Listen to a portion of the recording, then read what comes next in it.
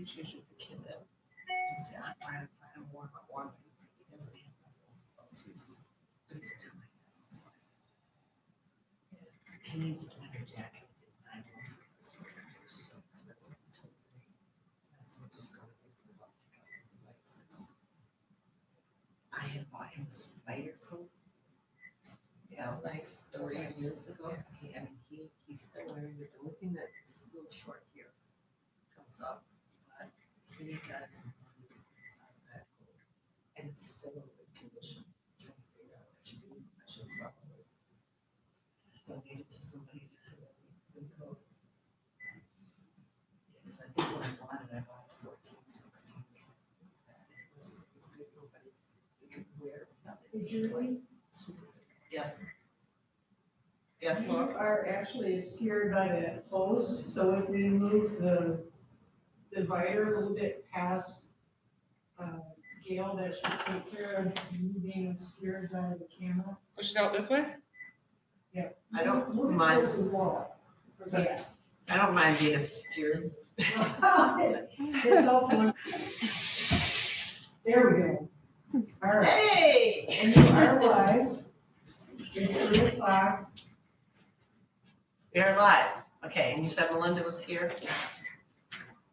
I have nobody else waiting. Okay. Hello, everyone. Okay, Laurel, I know Ty was planning on coming in on Zoom. Okay, maybe up a little bit. Okay.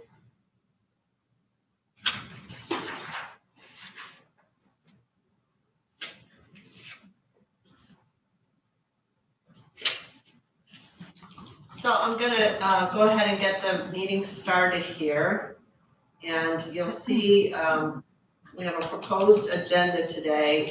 In the past, you guys have always operated by consensus. So if you don't have anything to add to the agenda or to take off the agenda, we'll go ahead and accept it as presented. Anyone have any comments on that? Okay, I don't hear any. Do we have somebody else coming in? There's John. Hi, John. Hi. Bear with me as I go upstairs. Okay, we've started the meeting. So the first thing is your organizational items, and let me just give you a little bit of information on this.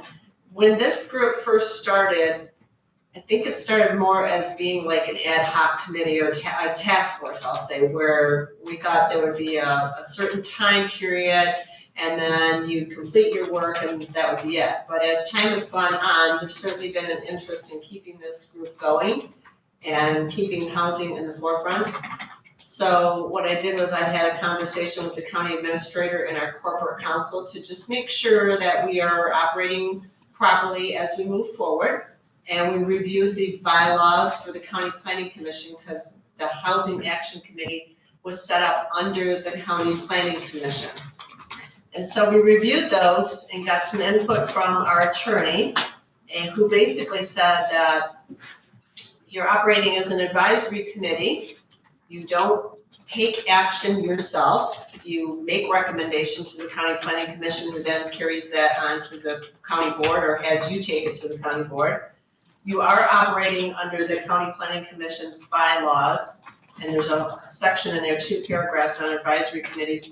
We have been making sure that you comply with the Open Meetings Act. So meetings are posted, we take down minutes and so forth. However, there's a sentence in that section that says that advisory committees without sufficient commissioners to consist of a quorum, and this would be county planning commissioners, and with business limited to providing recommendations to the commission, are exempt from those Open Meeting Act requirements. So basically what the attorney said is we've been operating fine, and actually we wouldn't have to operate under that Open Meetings Act, but we have been. And so what I said is, you know, as we move forward, it would be nice, I think, to have a chair and a vice chair to run the meetings. And then the bylaws, which I'll send out to you, you're operating under the bylaws of the County Planning Commission. So any sections that would apply to you from their bylaws are, you know, we're already covered. Okay, any questions on any of that yet? you're looking for a chair and a vice chair, correct? Yes. So that's where we're at right now. And I know Ty said he was gonna try to get on Zoom. He does have another meeting that he has to get to as well. And then we had a few people who could not make it today. So on your agenda today, we're at the elect a chair and elect a vice chair section of the agenda.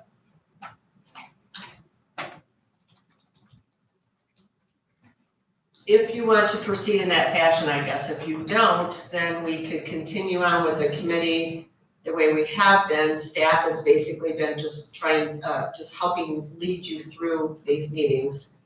But it's your choice if you want to actually be a little more formal and have a chair and a vice chair as you move forward. So do you feel, It does. Lois has a question. Go ahead, Lois. do you feel comfortable without us having a chair, or would you prefer we have a chair? You know, I think moving forward, I'd feel more comfortable if you had a chair and a vice chair. Okay. All right, Sharon, you and I are in. I could be the chair and you could be the vice chair. I don't have, no, not Okay. for me, thank you. Well, if I'm the chair, who's the vice chair? Who else is here most of the time? Frank? What are the No, duties? Well, I think we should do it by a nomination, but Sharon, do you have no interest in it? Is that what I'm hearing you say? Thank you, Melinda. I don't have the capacity at this time. I prefer to serve in an active role with one organization at a time, and being the county's rep on Housing North and then serving on this. So I would be honored to have someone else in the I don't have a capacity. list of who usually sits on this. I know we have Ms. Yarrow and And because we have fewer members here, if we wanted I'm to just gonna say, postpone this, we certainly could. They're at the top of the minutes there. Did everyone hear me on that last part? We Yeah. have fewer members here today, so if you wanted to postpone this, we could certainly do that as well.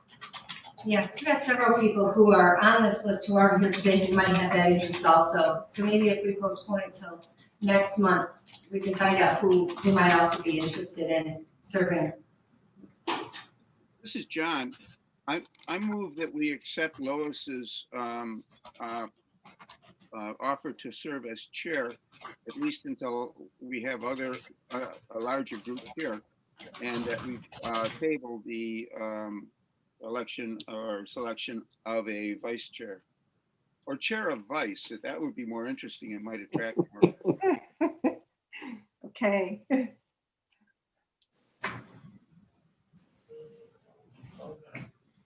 Is there support for that? John, you putting that out there as a formal motion? Or Yes. Who supported? Frank supported. Is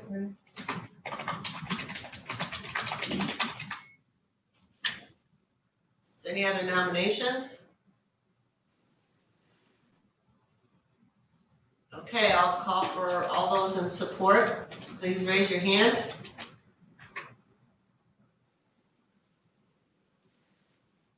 Four opposed? Aye. Okay, we've got 4-1. Yeah, only because I would have preferred we waited till we had a full slate to vote on that. And actually, I've been comfortable with staff running the meetings because we do work as a committee. So that's my only objection. Okay, Lois, I'll have you take over from here. I Okay. don't know if you want to move forward with trying to do a vice chair or if you want to hold off on that. Well, it sounded like I was hearing consensus to wait till next month, or wait until we have more people available. I can go with that. That was the Okay. motion. That was the motion to pass, yes. Okay. So the next thing on the agenda is announcing to the public, if there's anyone listening, that they can call in at this point and make a public comment. The phone number is 256-8109, and we'll give them a minute to respond. I was waiting. I didn't- Oh, really?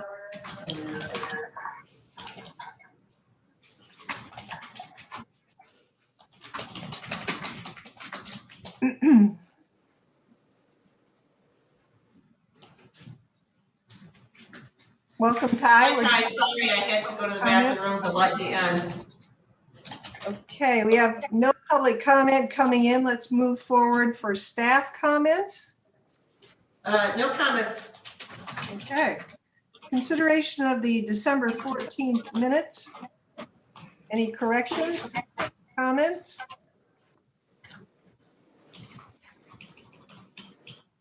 I hear no corrections or comments. Do we just accept them by consensus? Okay. Lois? I think that the Trudy's opening remarks should be considered staff comments regarding how we operate. They'll be in the minutes anyway, so maybe neither here nor there. Okay. But that, yes. So that doesn't have to do with the minutes that we're just approving. Right, I'm sorry. I'm Okay. trying to catch up. Okay. So on to old business, summary of Housing North Conference. And so that means I'm up. Ty and Sharon and I are doing a little synopsis of what happened at the Housing North Conference concerning housing for the middle. I feel like I'm almost doing a book report. I have the book, this book, kind of a weighty book, but it was published in 2020 and the author is David Paralek. Using the introduction for a background, US demographics noted in the introduction, 30% of all households are single person. By 2035, 1 in 5 Americans will be over 65, and we know the median age in Leelanau County is nearing 60. Households without children will increase, and we see that a lot in Leelanau County. This is all kind of a recap of things we've heard at the Housing Summit in past years. Baby boomers and the millennials are choosing walkable communities. We certainly see that in the growth in Traverse City, where the downtown area is becoming very vibrant and popular. There's a mismatch between available housing stock.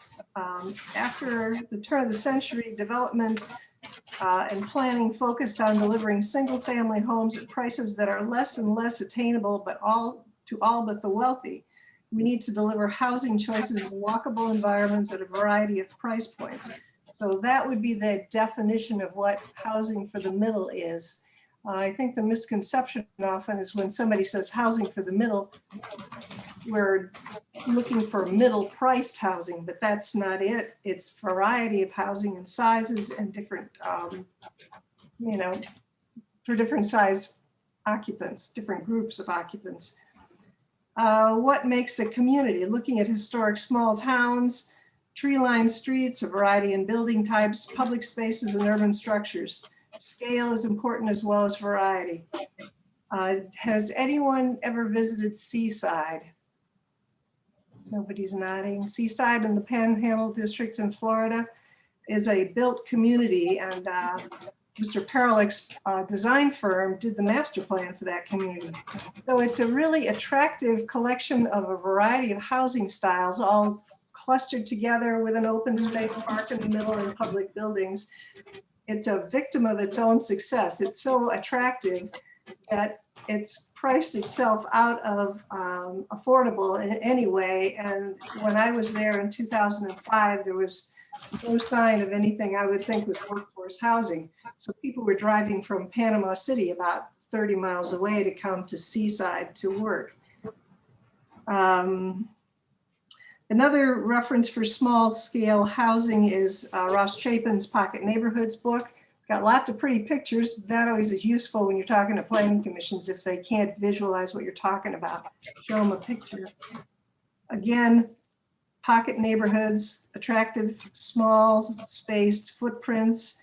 much like what we saw at Crystal Mountain.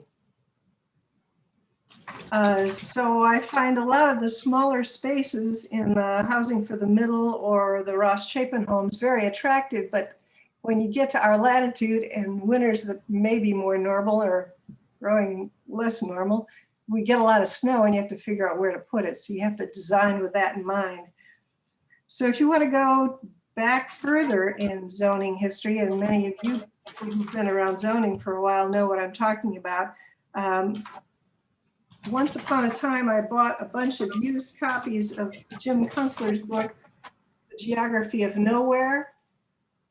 So you can see the evolution of town planning from, or when we had no zoning, to suddenly having zoning, and developed multi-lane highways, gave up on Main Street, and developed the sameness of communities. So anytime you went into a suburban shopping mall, you had the same kinds of anchor stores. You could walk in on any end and not know what town you were in. So back to housing for the middle. It's not middle income housing, but rather is missing. What's missing is a variety and types of housing. So solution is not simply building multifamily or single family homes by increasing density. Now, Ty did a wonderful synopsis of the webinar on middle housing and I like the Traverse City plans. They've been at it for a long time.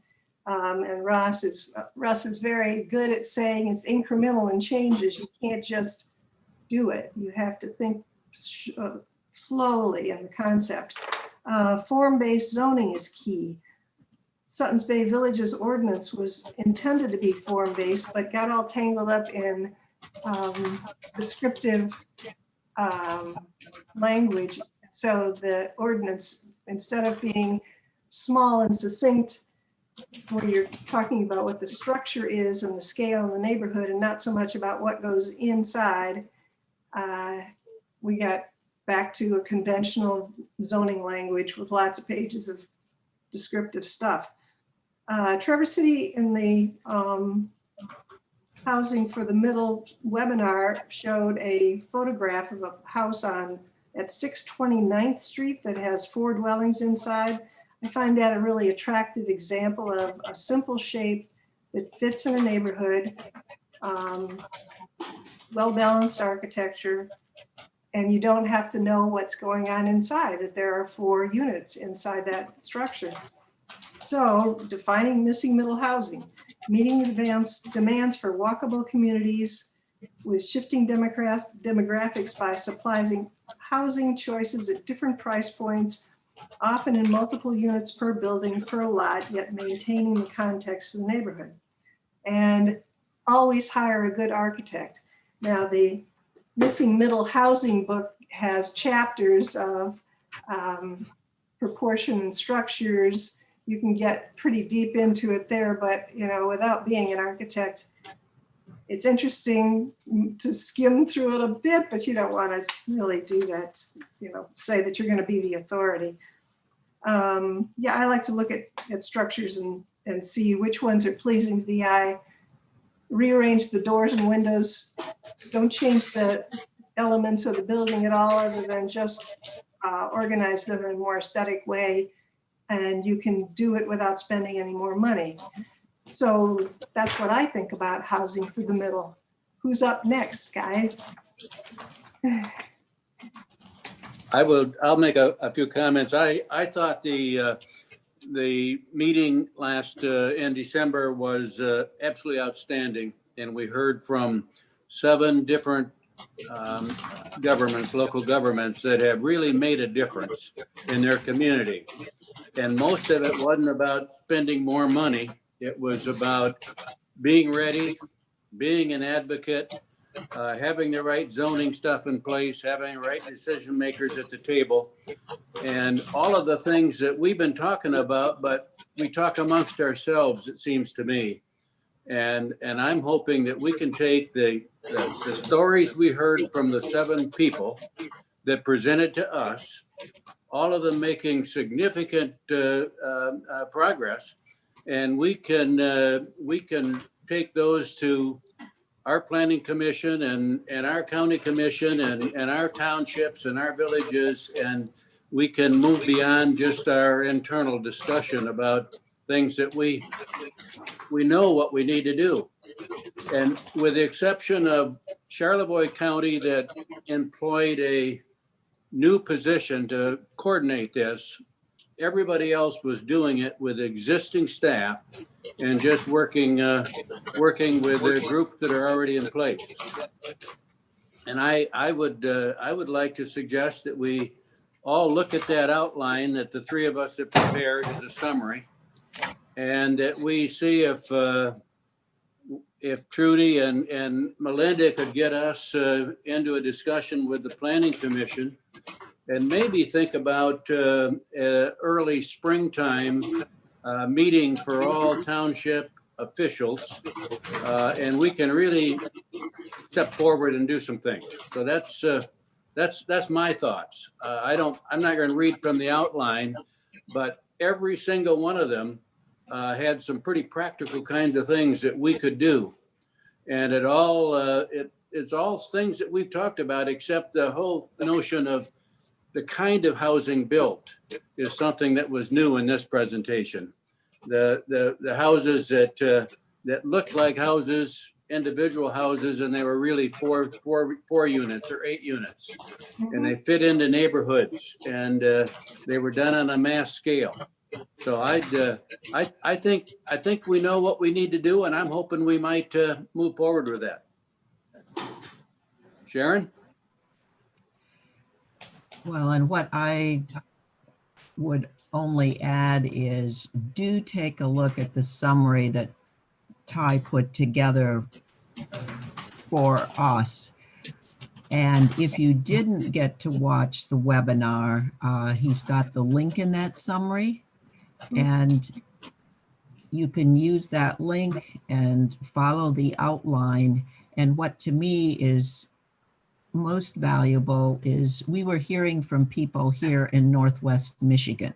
So these weren't outsiders. These are people who also deal with lots of incoming visitors, with the price of real estate, with all the issues, with lack of infrastructure, all the things that we deal with here in Leelanau County.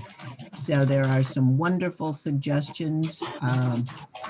And there's also the opportunity as we move forward as the Housing Action Committee to continue to reach out to these people, and also to continue our partnership with Housing North. If we identify unique needs for our county through the interactions that Ty is proposing, we have someone to assist us in terms of Housing North. So I also would like to see this information appropriately disseminated throughout the county. Ty, you mentioned a spring meeting with all township officials. What would be the topic of that? What would be the discussion? I didn't catch that. I think that we ought to see if Housing North could put together a very similar program to the one that we heard, and involve some of the experts that we heard from, and just make sure that the people in that are working on zoning and the people that are working on township governance are in the audience. I remember when we first started having the housing committee 3 or 4 years ago, and there was a lot of politics and there was a lot of negative stuff. What I'm hearing now is almost unanimously everybody agrees we've got a housing issue. So now I think people could roll up their sleeves and hear from Frankfurt, and hear from Charlevoix, and hear from Emmett County, and hear from East Jordan, and let's take the next step.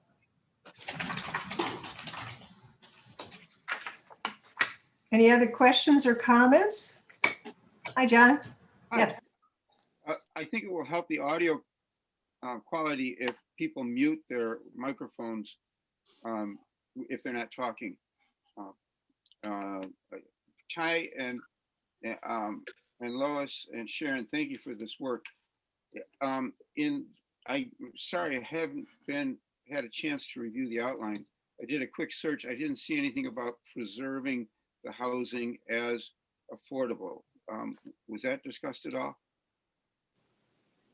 The discussion would be being able to produce small studio size apartments as well as, larger, so that you aren't building more square footage than people need or can afford. But they do talk about the land trust. Okay. Yeah. And Yeah, yes, and I'd add to that, John, that besides the smaller square footage, the smaller lot, sharing the lot, the cost of the lot by a number of units on a single lot, and that would make a big difference. Well, I agree, and I think all of that is critical, and we've talked about that a lot. Just having seen a lot of housing that was built to be affordable for people of modest income, that tends to get gentrified. It tends to slip out. And in that discussion that we had during the Housing North Summit, it doesn't make a lot of sense to invest either charitable dollars or government dollars in something that will eventually just no longer serve the intended purpose. So I do think that either a land trust or deed restriction or a loan document that Habitat uses, which only works for about 10 years, but has a formula that allows Habitat to purchase the house back at an agreed upon price in order to preserve the affordability. I think that's really critical. Otherwise, we'll see what happened in the development that Lois visited in Florida. It'll just keep happening. Our area is just too desirable a place to live, and people will continue to drive long distances to get the jobs, and a lot of their earnings will go towards that commute. I appreciate you talking about the size of the properties and to make it affordable. That we have to have greater density to do that. And, unfortunately, the examples that, not unfortunately, but some of the examples of Charlevoix, Traverse City, and Frankfurt, they all have a community sewer system, which they can increase their density. And in most of the communities in our county, we're held to the Benzie, Leelanau health requirements of size of septic systems. So our size of our lots have to be large.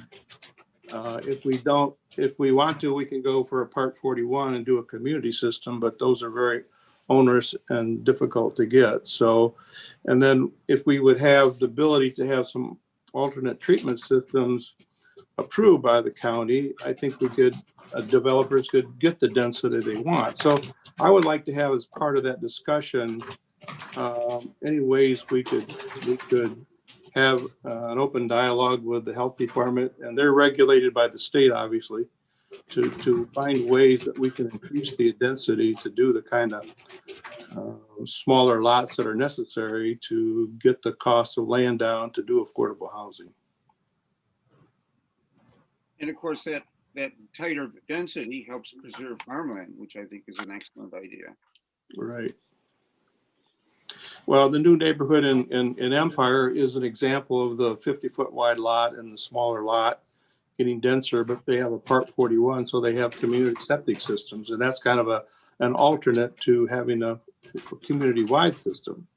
But it's time-consuming and pretty onerous when you start dealing with the county and state regulations to get that done. So I'd like to have some kind of discussion if there's a way to kind of open the dialogue with the health departments.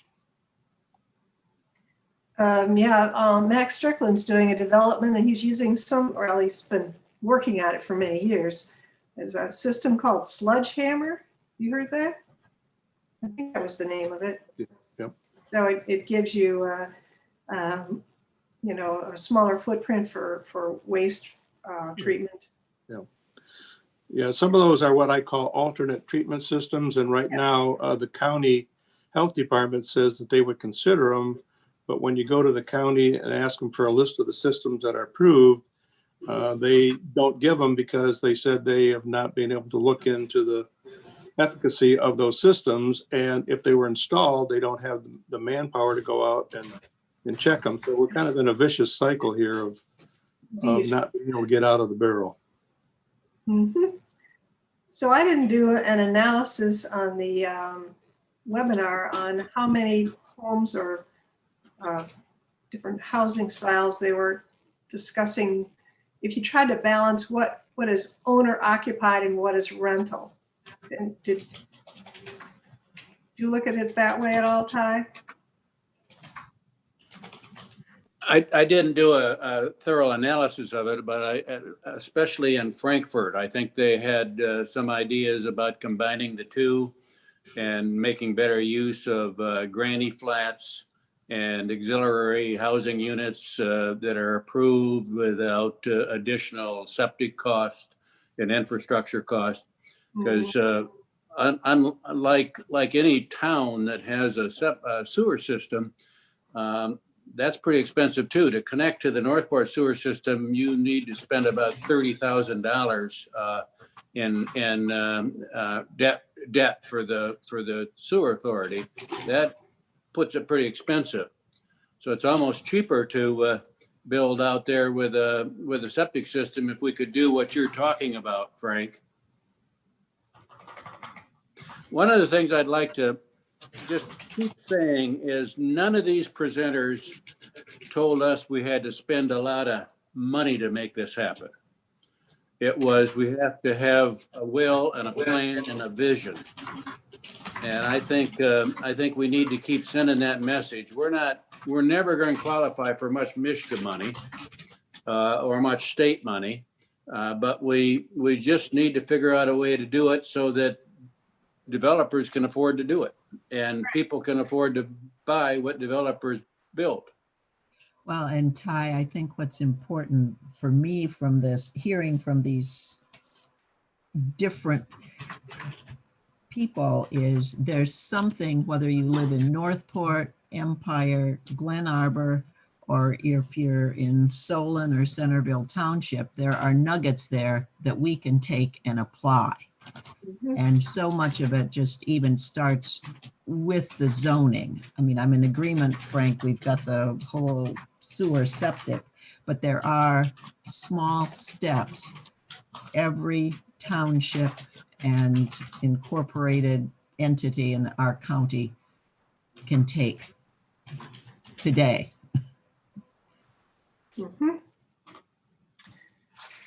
So yeah, I don't know how to change the pricing in Northport's system, but I think it was $5,500 to connect in Sutton's Bay.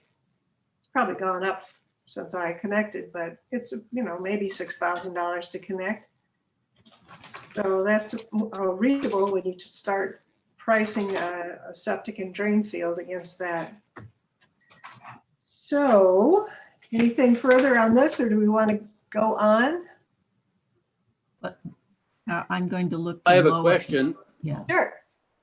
I have a question, and this is directed mostly at Melinda and Trudy, because you both come to this group because of the Planning Commission.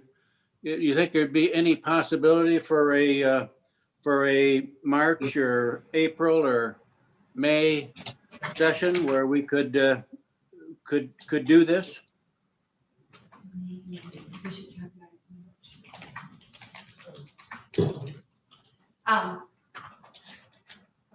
Potentially, Ty. I was thinking perhaps May, because we really should go to ask the Planning Commission if that's, well, we meet before then. Yeah, we meet this month. Yeah, we meet January. Yeah, so perhaps March or April, maybe, if they, It works for them. And depending on where we're at with COVID will depend on what type of a session we can have. Yeah, It may be a Zoom session, which we can do that, but we may be able to plan it out and fall back on the Zoom if that's what we're, if that's what has to be offered. Yes, we might know more by like April or May. We would know more. I think I'd like to touch base with Yarrow Brown first and find out costs for these speakers. Maybe they were able to get them without a price, I don't know, but I need to find that out first so we can take that to the planning commission if there's gonna be any cost involved here. Correct.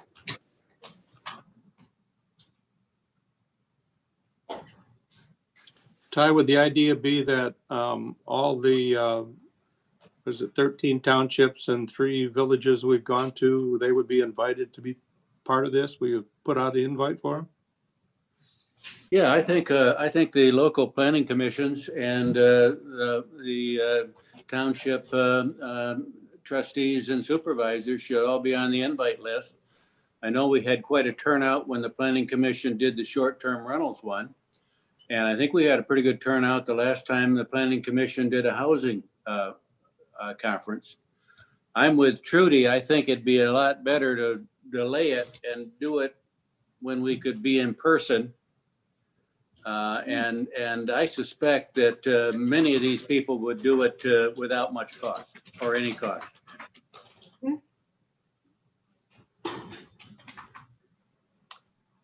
so until we explore that possibility, I think we should go on the agenda. I'm asking. Looking at goals for 2021. And I look at my own. We have an extensive list of, if you look at pages 6 and 7 in the materials that Trudy sent to us. And I remember at the last meeting we had asking the question about the 2020 housing goals. The last item on that list was map higher density zoning in the county along with available infrastructure, sewer, water, natural gas, high-speed internet. That's almost back where I feel like I started with trying to focus, do a checklist by community or areas so you knew where you might want to spend your efforts. It's always seemed to me that it takes just as much time to put together a 4-house standalone home development as it would to put a big multi-unit development. And we'll never get there building 4 to 10 houses at a time if we need 600 units in Leelanau County. We need to think bigger. So, Trudy, did you? Lois, I can comment on the mapping. I did check with the equalization department on that. I asked them for some basic maps for right now, because one of the things that they didn't have in their database was the actual boundary, like for all the sewer districts. Okay. So instead of just, like putting a dot on the map saying, Sutton's Bay Village has sewers, we want to know like where it extends to, and then map that out, and then the water as well, and then look at parcels within that boundary as well as maybe nearby. And so they are going to work on some basic maps so that the Housing Action Committee can review them. And then if there's any changes, any tweaking to be done to the maps, we can look at that again.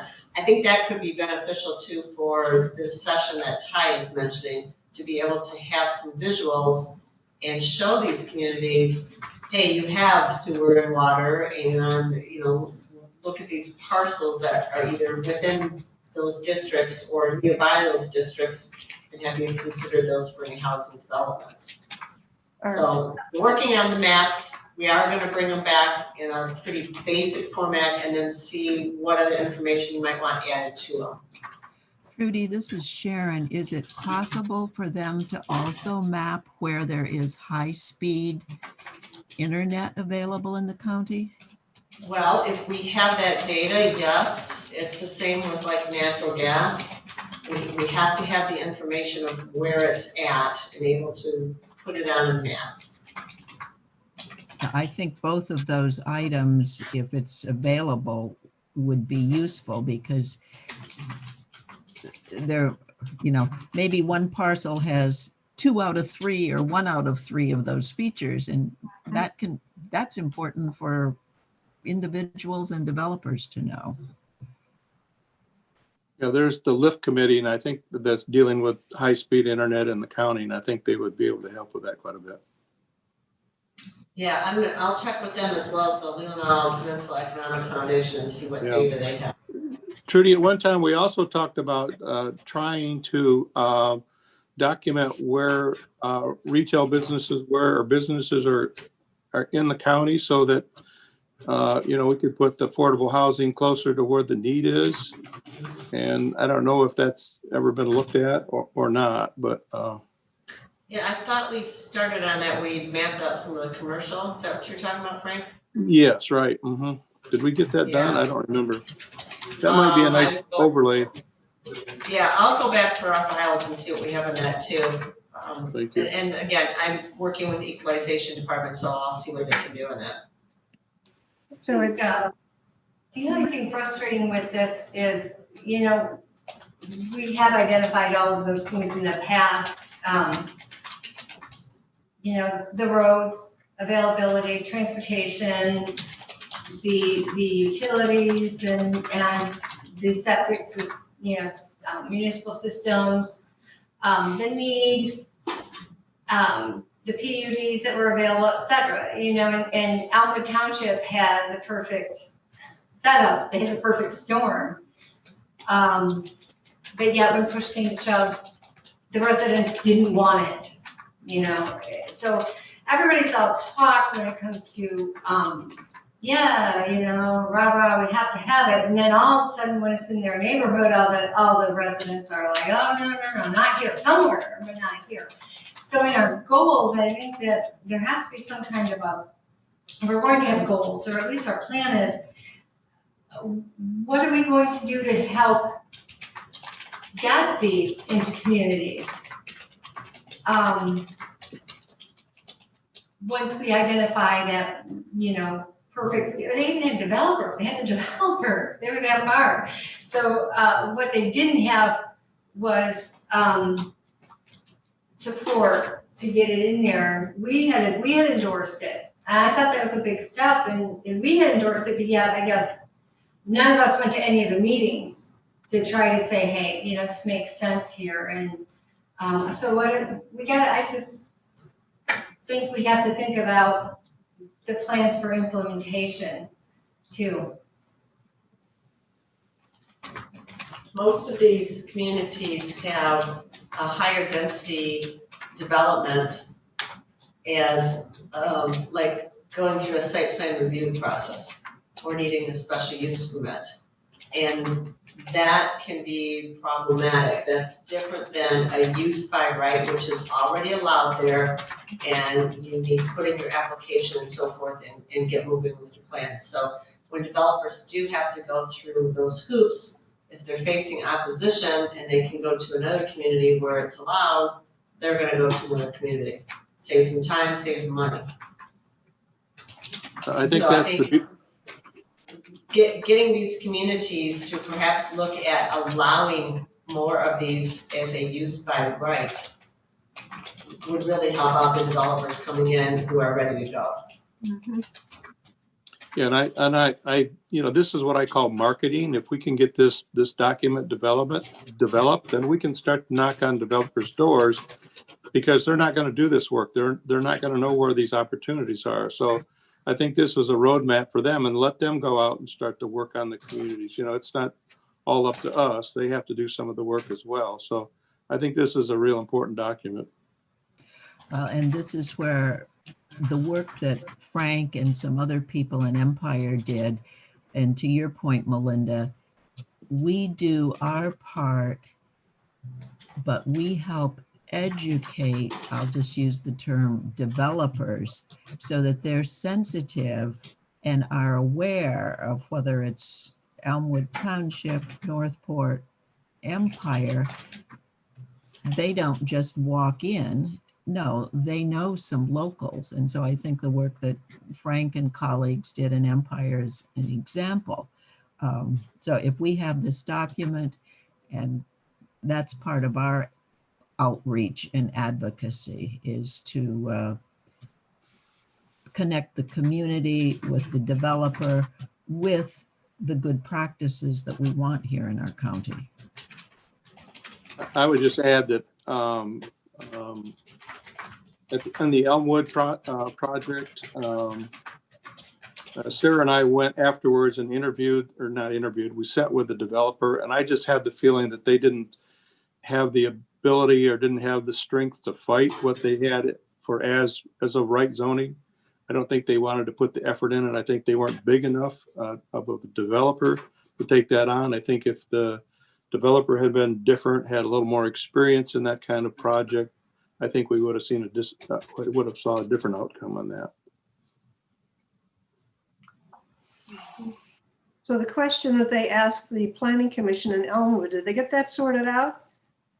On what they meant by density? Wasn't that Yes. the density was a problem? Yes, I never heard back, Lois. We never heard back what they decided, yeah. I mean, it's still there sitting. If they could get that project and another developer could come in, I think it's just right for what we need in the county. Mm-hmm. Okay, John? John. We did a number of things in Benzie County that were very helpful. And some were done by other groups, but the Commission on Aging in that county was a nonprofit. And whenever the director had something to bring before the county commission, she let everybody in the organization know, show up to this meeting. And the commissioners are faced, they're looking at 25 people who are passionate about the cause. And they said, well, okay, we'll do that. When we were trying to bring a development of tax credit affordable housing into Frankfurt, it was actually just east of the city limits. And we had intended to do a number of what they called charrettes, where you sit around a table and, this is, educational things. This is what we do. This is.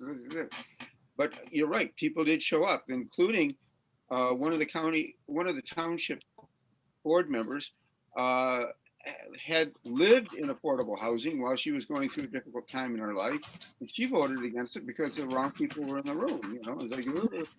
And another fellow who was leading the charge ran a business that had received a grant from the state of Michigan for people with low income to start businesses. And so a big part is educating people and then motivating them to show up when the NIMBYs will be there, and talk to the NIMBYs and say, affordable housing does not lower your value of your properties. There are strict rules in terms of behavior in those places, and all the advantages,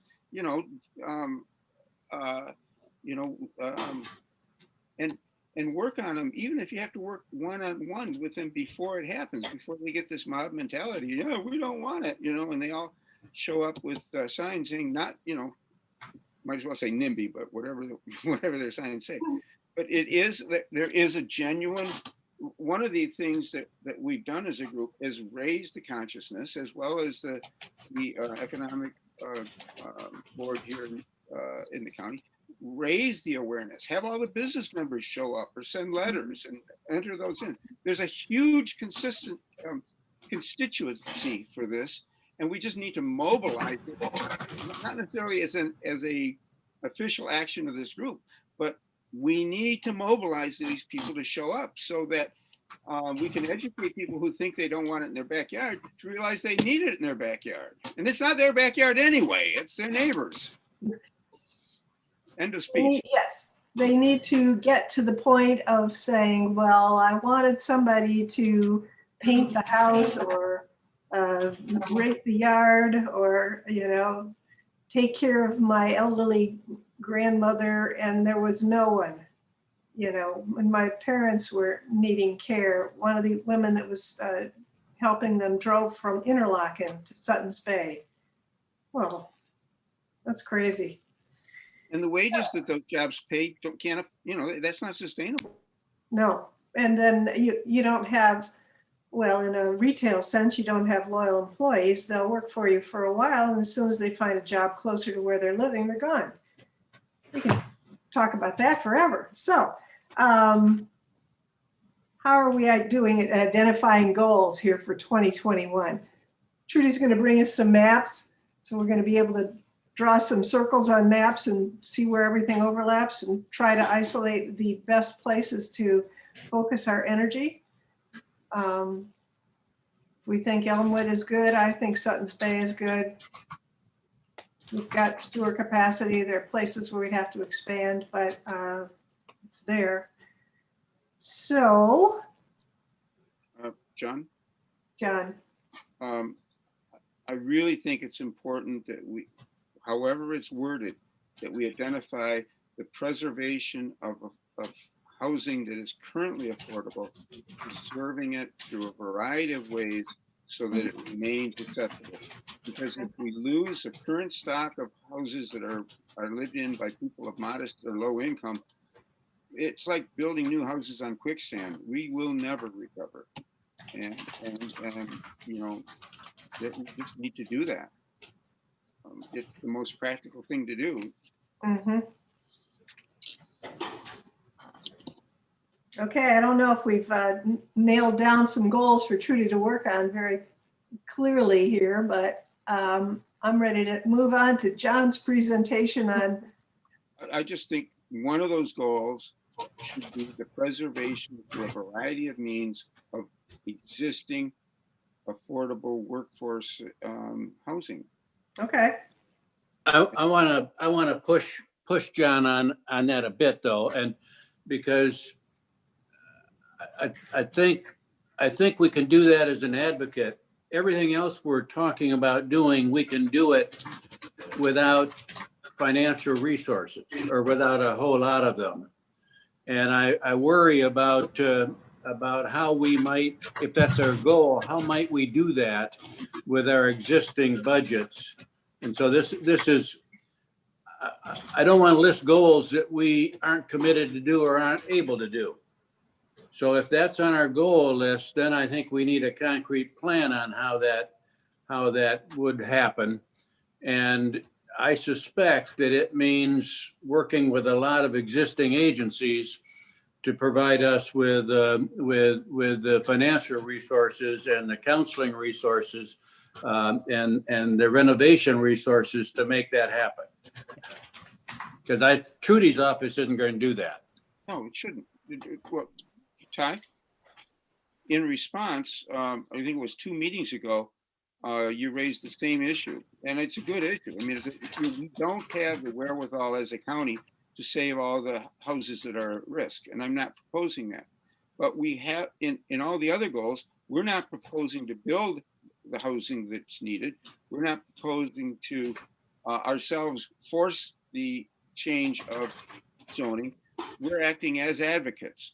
And so the options that are that we have are A, as you said, develop a good plan that's workable. We can advocate for it. We can list resources that are existing. We can encourage people to participate in those, and go on from there. But no, I'm not proposing that the county get in that business, because there's good organizations that are doing that now. And that's where my primary efforts are. So I'd be happy to list those again.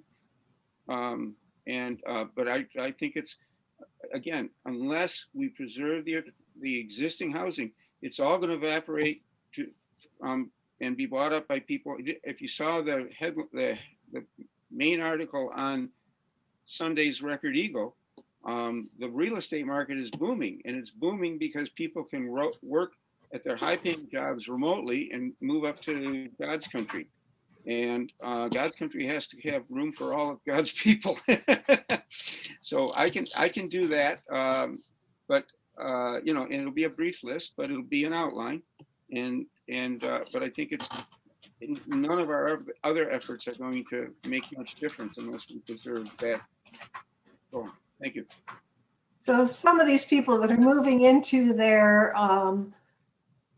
summer residences and becoming full-time residents in the area, I applaud that, because okay, now we've still got somebody who's going to participate potentially in the community. I see the conversion to short-term rentals as the bigger threat, and Housing North had a strategy that they were proposing on the way short-term rentals are taxed versus a regular rental. So I was sort of hanging my hat on that idea as a way forward. Well, that could be one part of preserving affordable homes. Mhm. But it's not the only threat. I don't know if that can be done on a local level or it needs statewide legislation. Yeah, that was a legislative change, and that's why Housing North is important, because they're the ones that are lobbying for that. Okay. So a lot of the resources I'm talking about are local groups, and right. I'll put that together. So if we just simply put work to preserve existing housing, and then I'll send in the verbiage and we can discuss that at the next meeting. Good. So John, you had some items on the agenda for foreclosures and evictions. You were going further on your plan there. Want to tell us what you had? Let me just get to one document and I'll be. Yeah.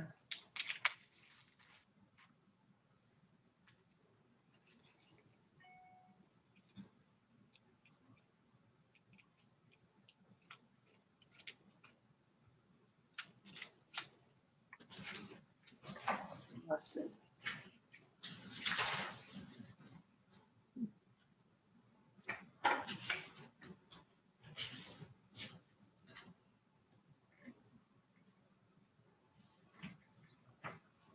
John, we can't hear you.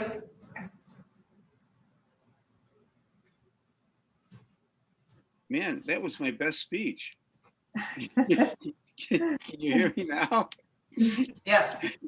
Okay, at the last meeting, I said that I didn't have the wherewithal to start a business to do this. I don't want to do it unless it's done well. And so I've been talking to nonprofits and working to find a nonprofit that will take this work on. I'm beginning to find groups that are interested and willing to partner. One of the groups that's uniquely suited to do this is going to be discussing it in the next week, and they'll get back to me. Right now, the basic model is to provide bridge funding under a variety of strategies, but provide bridge funding to families while they reestablish their income and can then continue paying on their mortgage. So that's the basic idea. And while they're doing that, give them give them access to the services they may need to do that. So the immediate priorities that I sent to people probably have not seen it yet, but I sent it to everyone, is to not duplicate any MISTA or other existing programs. People chosen for this program would have a good chance of succeeding, but not fit the criteria of existing programs, or would have to wait too long until such a program could help. If you wait too long on a mortgage, you're out of your house. Second, the second priority in the short term is to design a solid program that is. Other question? We have too many open mics. Oops, thanks.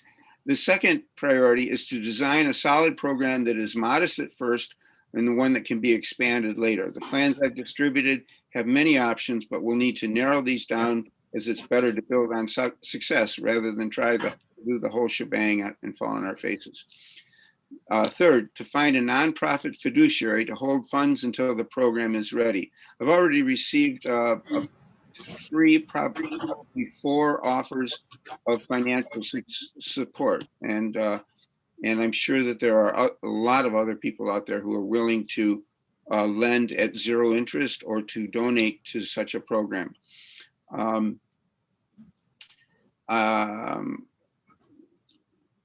It's important to be able to say, yes, we'll hold your funds. And so I'm looking for a fiduciary to hold the funds while the plan is being put together.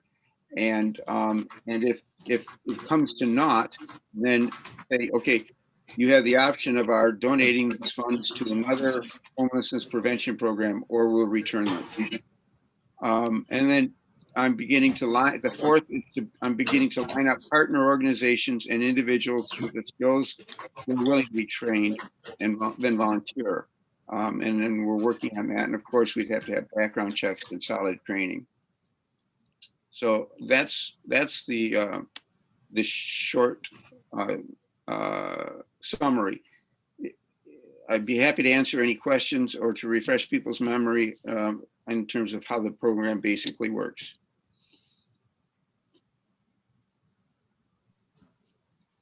John, what are the kinds of agencies you're looking at? West Michigan Community Action Agency, Leelanau Christian Neighbors, that sort of group? I haven't gotten to the Christian Neighbors yet, but I've certainly gone to the Community Action Agency. Okay. So, I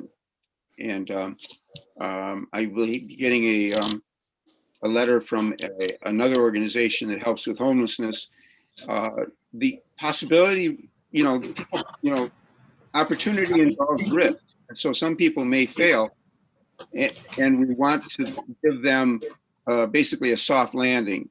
So if they decide they can't save this house, then there are provisions built in that would allow them, if possibly, to preserve some of their equity and also have help getting onto another a rental or another affordable house, or move to Texas where there are more jobs or whatever. So I agree with the 2 agencies that Ty indicated. And it seemed like if you have somebody who's ready to donate some money to this kind of a cause, talk to LCN or, get the money in circulation with somebody with a program that exists right now. And if you want to donate to them with a stipulation that it be used only in a certain way, I think they have the facility to do that as well, rather than trying to create a whole other nonprofit entity. No, I'm not. That's a good observation. I am not trying to start a new nonprofit.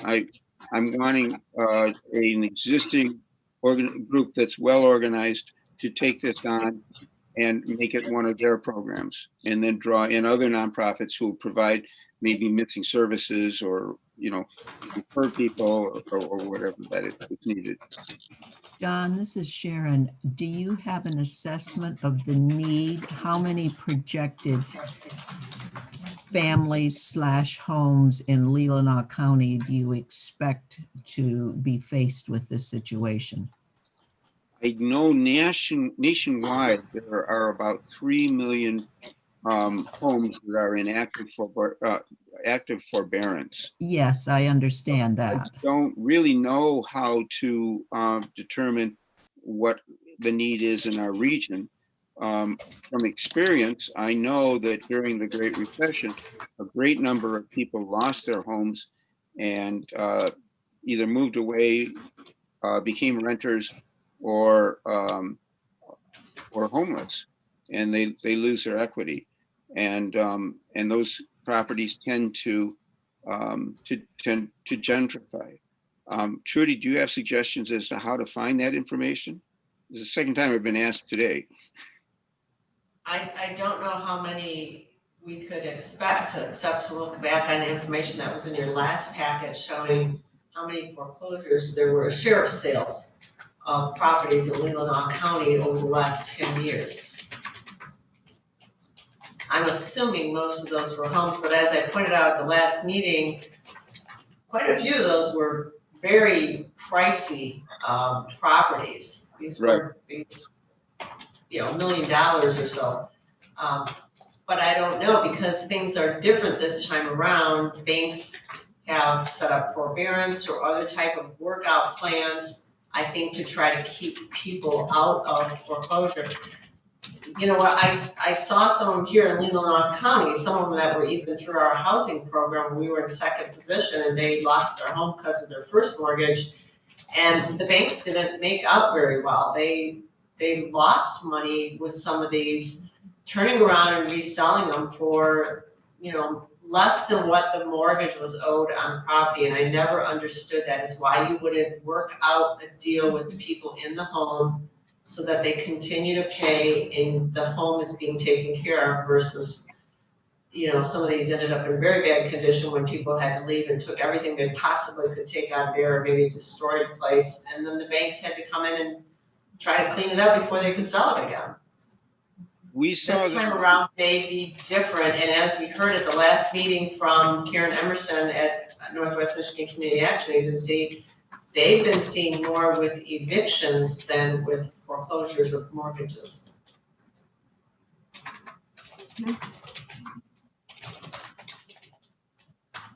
By the way, I'd like to also add that I did touch base with Karen since the last meeting, because she passed on information to me, which I shared with all of you, about their programs and their money management programs, and trying to help people stay out of eviction and foreclosure. And they have been getting calls from Leelanau County residents. So that's good. I can't say that it's directly from our push of the material, but I'm hoping some of them were, by getting it out to the townships and villages and putting it on Overhood in Leelanau County and just telling people to keep sharing it. Hopefully some of those calls were a result of that and people can get help before they get too far down, in a bad spot. And thank you for sharing that, Trudy. I shared that with some local churches that I know are very active in helping people, and they were most appreciative of the information. Mm-hmm. Okay. And just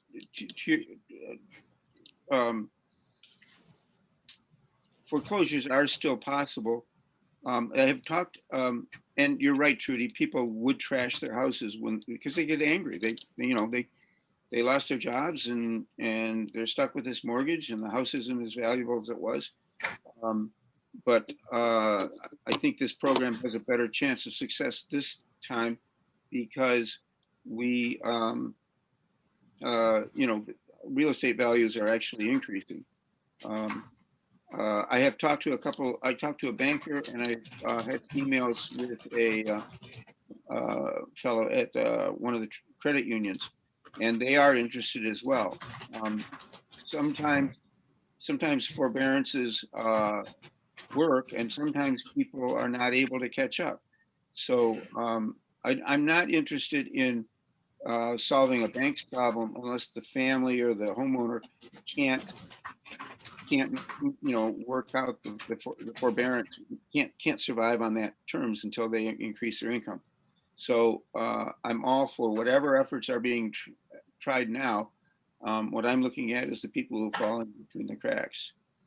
So John, you had mentioned in past meetings that you did similar work through Benson County, Benson Housing Action Council, but then that closed up. Can you share with us what happened to those mortgages or the land contracts, if you took properties and sold them by land contract? Who took those over when the Housing Action Council closed up? We only did it with the first house. We purchased it. They had about $30,000 equity, as I recall. They struggled for a while, and we rented it back. Well, actually, we sold it to them on land contract, and their payments to us were simply what our cost of borrowing was. They struggled for a while, but they did eventually succeed in saving their home. So that was one. After that, we went to the model where we recruited bankers and real estate agents primarily to negotiate terms, act as advocates for people, and negotiate terms with the bank. that was, we saved between 50 and 60 people. The number was approaching 60 different households who were successful in at least getting a forbearance. Northwest Michigan Human Services has much more resources, and even they couldn't track who was able to, succeed on the long term. But that's what we did for those people. And So did you have money invested into it where you came in and paid the back amount that they owed on their, to catch them up on their mortgages? no, we borrowed the money from a bank because we had good credit at that point, and we simply charged them what the loan cost us. But they weren't able to refinance because their credit was shot at that point. Okay. So did you ever get repaid? Yes, the family did finally succeed in getting a conventional mortgage. So it worked. In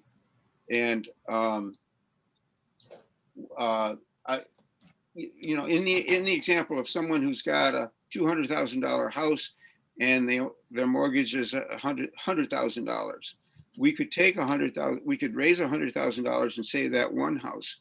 Another option is to take that $100,000 and have it serve as a loan guarantee fund, so that the banks will work out something with the borrowers, and let's say 80% of them are going to succeed. Well, that fund is then used to actually purchase the house out of foreclosure or however, and we've helped.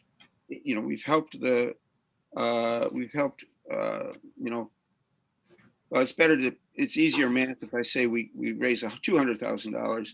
We help we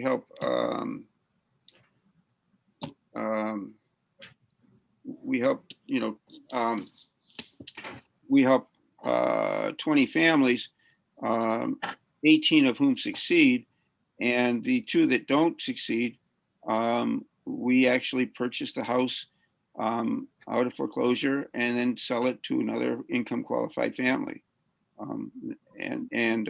So the details have to be worked out. I'm not a genius in terms of banking, and that's why I'm turning it over to a nonprofit. But I know it can work, and I know that in order for it to work, people will need some help and some assistance finding work or whatever else is needed for the family. So, but Thank you. Is that enough? Yes, Yeah. thank you. Yeah, I think we're almost back to where our best role maybe is to disseminate the information to people that need it. Yeah. That's kind of where we were last time. So I applaud you for your efforts. Thank you. So outreach opportunities. What's our best next step? I'm at planning commission meetings at the township and the village pretty much monthly. Anybody else? Lois, Sharon and I kind of put our heads together. There's been a suggestion that we do a forum piece on evictions and foreclosures. Okay. And so we're in the very beginning of trying to outline some ideas for the forum piece. And it's about, I think you can have 500 words or less. So it's a struggle to kind of get all that information in there. But I think, and Sharon can jump in here too, but I think what we're trying to say is identify the problem that we're about to face. And then, like you just talked about, coming up with the places that people can turn to get help. And I think there's a webinar coming up here at this beginning of the month or the middle of the month on evictions and foreclosures. And I think with that, we may find a lot more information and things we'd want to put into the article, but that's where we're at right now. So Sharon, do you want to add anything? Nope, we'll get it out there. Okay.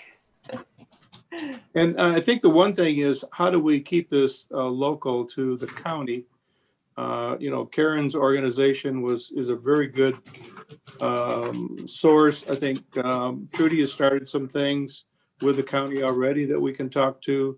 So I don't know if there are other resources anybody else wants to put our way, but we would appreciate that. And then if there's any information about how bad the problem is, or we think it's going to be in our county, I think that would be appreciated. I think Tony was the last time was trying to when we talked about foreclosures, was trying to say he doesn't foresee as big a problem with foreclosures because the fundamentals are different than they were before. And I think what we're going to have is a problem with evictions, because all the people that are in retail and hospitality, they're the ones out of the jobs, and they're the ones that are going to be evicted from rentals. So I have a feeling that's where we're going to have to put our emphasis. But I could be proven wrong with some other statistic on foreclosures and evictions.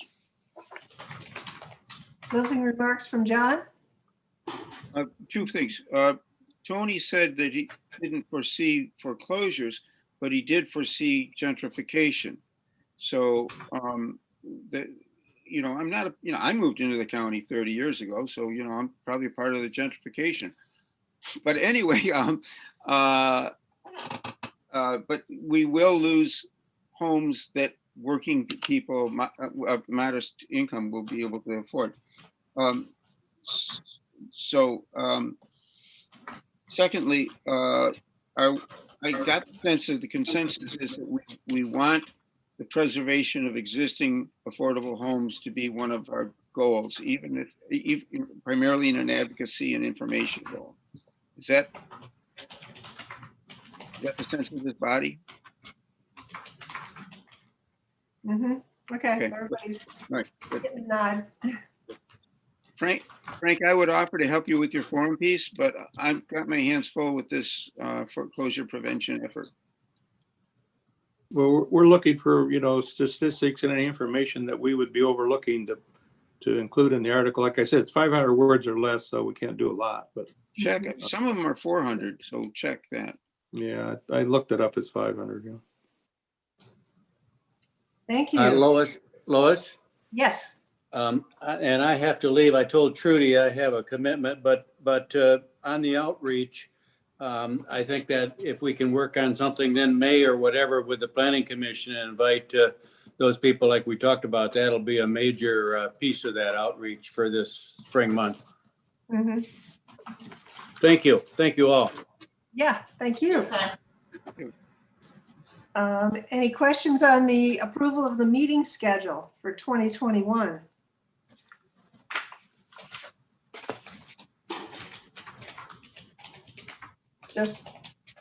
We were scheduling every month with the option of canceling meetings if we didn't need to meet every month. Actually, Lois, if I can interrupt, that was already approved. You guys did that at your last meeting, so that's just a copy for you. Okay, thanks. Sure. If we have to cancel something, could we make that time for a work group to meet, or is that just impractical? I think we could probably handle that when we get to it. If there's a Okay. reason to cancel, we could see if there's another reason to hold something else. Mhm.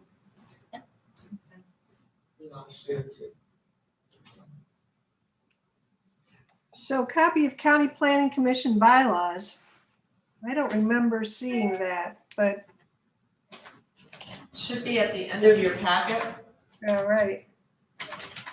And that was basically for your reference, what I discussed in the beginning, that I had gone through this with the attorney, that you're covered under the County Planning Commission bylaws because you're an advisory committee. Okay, I found it So now. it's just for your reference. Okay, sounds good. So public comments, anyone out there listening can call in with a public comment. Phone number is 231-256-8109.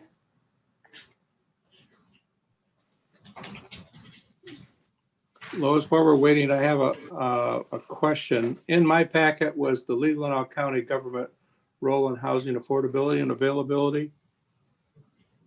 Did everybody else have that in their packet?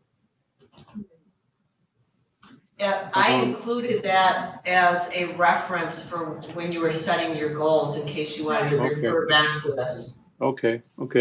My only comment would be that it seems like now with us kind of focusing to help on evictions and foreclosures, that we might want to take that document and add some of that information into it.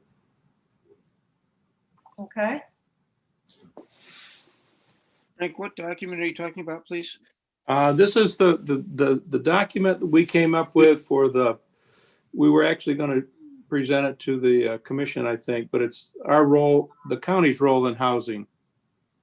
Affordability. It was presented to the, sorry, Frank, to interrupt. It was presented to the County Planning Commission with unanimous support, and then it was presented to the county board as well. Okay, all right. So because it went through those 2 steps already, I wanted to have it before you as you looked at 2021 goals.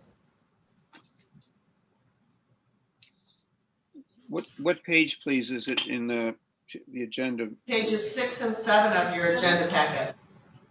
Okay, thank you.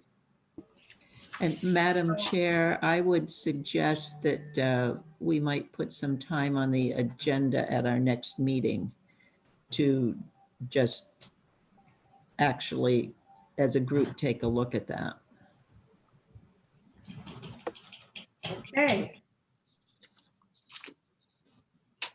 I think Trudy is noting that. Yep. Okay. I haven't heard anybody calling in on public comments. Any further staff comments? Just real quickly, I had a discussion today with Wendy Irving from Habitat for Humanity, and she then sent me some information out on their rehabilitation program as well as their home buyer program. And I'm going to disseminate that information as well, because the county no longer has any grants coming from the state for rehabilitation of existing homes. And that's really important. So that is something Habitat offers, and we're going to help disseminate that information.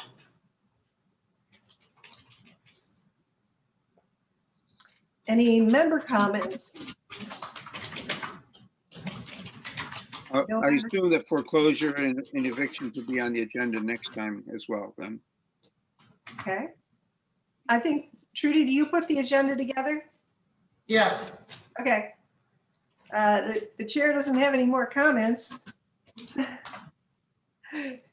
Do we need a motion to adjourn, or are you just by consensus adjourning? It's like John is raising his hand. He wants to make the motion to adjourn. With gratitude and thanks for all the hard work that people have done. Thank you. So I would say we have a consensus to adjourn. Thank you all. Well done. Thank you. Thank you. Well done all. Thank you. Bye-bye. Turn on the tape.